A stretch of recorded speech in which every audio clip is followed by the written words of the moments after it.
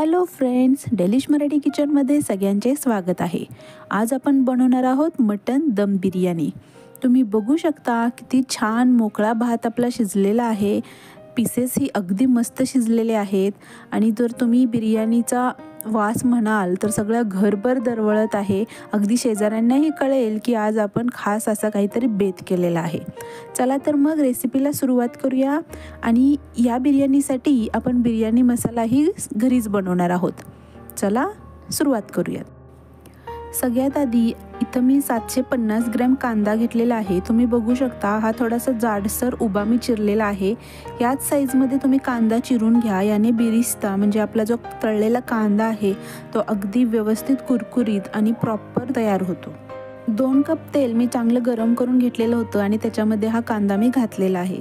सुरुवातीला आपल्याला तेल कमी आणि कांदा जास्त वाटेल, पण 10 मिनिटांनंतर कांदा व्यवस्थित तेलामध्ये बुडून जाईल। हाय फ्लेमवरती सुरुवातीला 5 मिनिटं व्यवस्थित कांदा आपल्याला तळून घ्यायचा आहे आणि 5 मिनिटांनंतर 10 मिनिटांसाठी मीडियम लो फ्लेमवरती कांदा तळून घ्यायचा आहे। 10 मिनिटं झालेले आहेत। तुम्ही बघू शकता कांदा आपला आता मऊ पडलेला आहे आणि तेलात बुडलेला आहे। आणखी एक 10 मिनिटांसाठी आपण मीडियम हाय फ्लेमवरती कांदा छान परतून घ्यायचा आहे।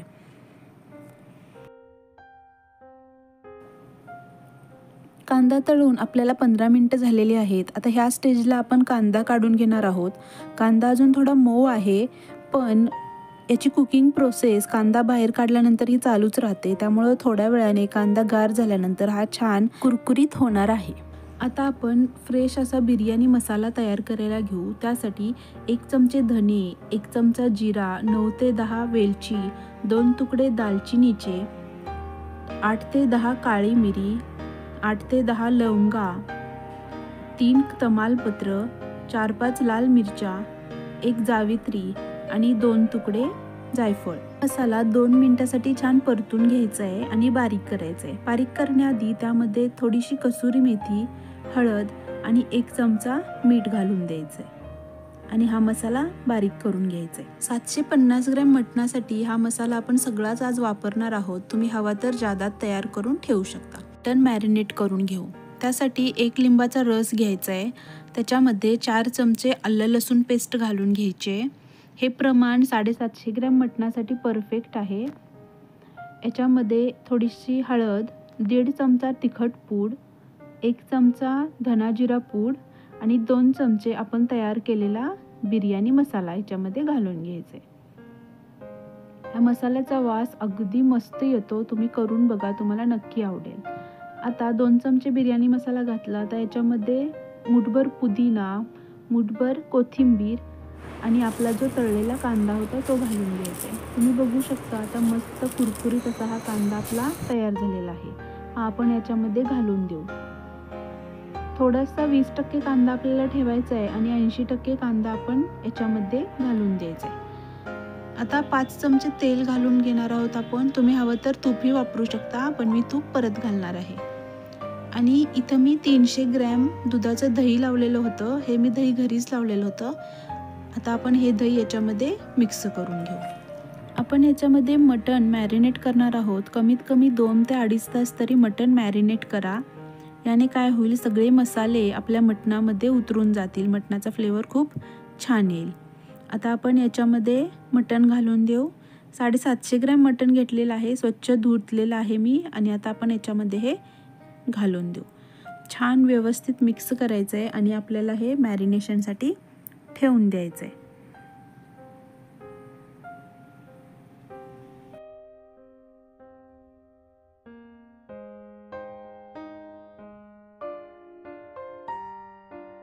मॅरिनेशनसाठी ठेवताना कायम फ्रीजमध्ये ठेवायचं, म्हणजे पाणी सुटणार नाही आणि आपले जे मसाल्याचा फ्लेवर आहे तो सगळा मटणामध्ये उतरून जाईल।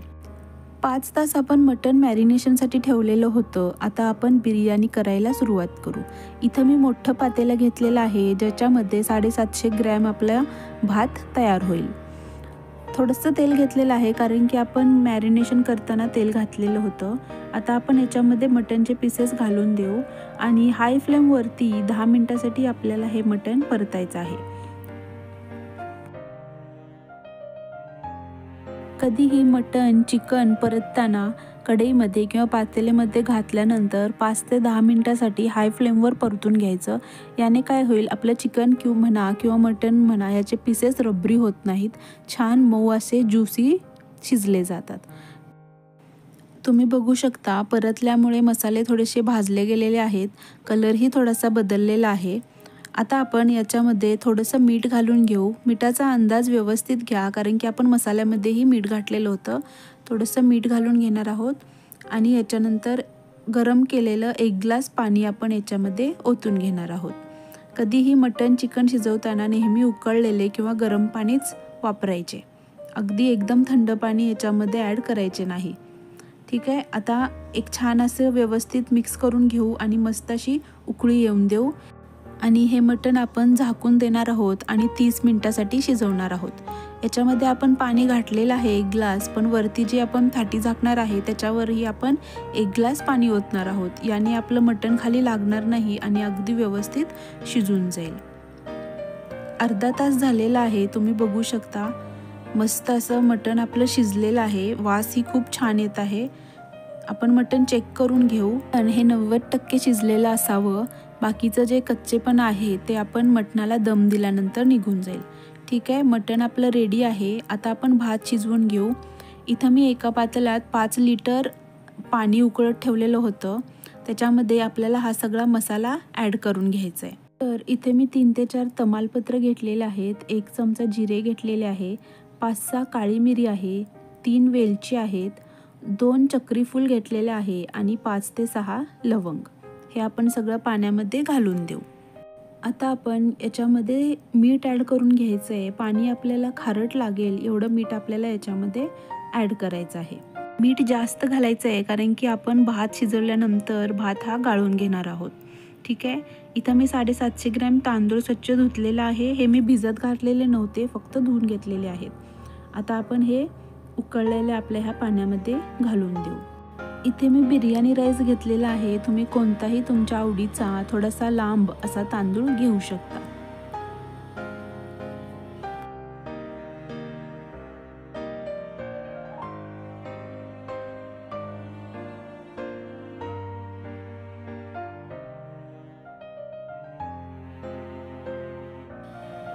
पाच मिनिटं झालेले आहेत. तुम्ही बघू शकता पाण्याला छान उकळी आलेली आहे आणि हा भात लवकर शिजतो, त्यामुळे आपल्याला फास्ट प्रोसेस करायची आहे.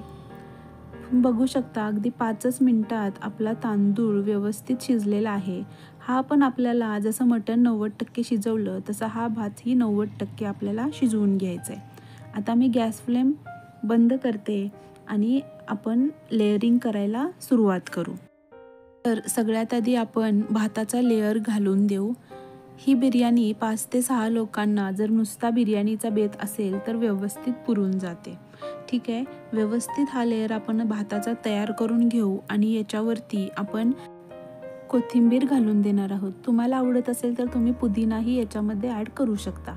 मी मगाशी ग्रेव्हीमध्ये पुदिना घातला, आता ह्याच्यामध्ये फक्त कोथिंबीर घालणार आहे. आणि आपण जो मसाला तयार केलेला होता बिर्याणी मसाला, तोही थोडासा बुरबुरायचा आहे. आता आपण याच्यामध्ये थोडंसं तूप घालून घेणार आहोत, 3 चमचे.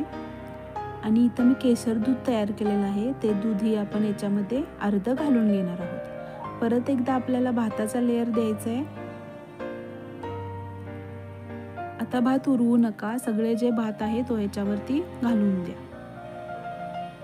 सगळा भात मी व्यवस्थित पसरलेला आहे. आता परत एकदा केसर दूध आणि तूप आपण घालून देणार आहोत. आता जो बिर्याणीचा मसाला आहे उरलेला, तो सगळाच आपण याच्यावरती बुरबुरून देऊ. परत एकदा आपण थोडीशी कोथिंबीर घालणार आहोत आणि तूप घालून देऊ. इथं मी 3 कलर घातलेले आहेत.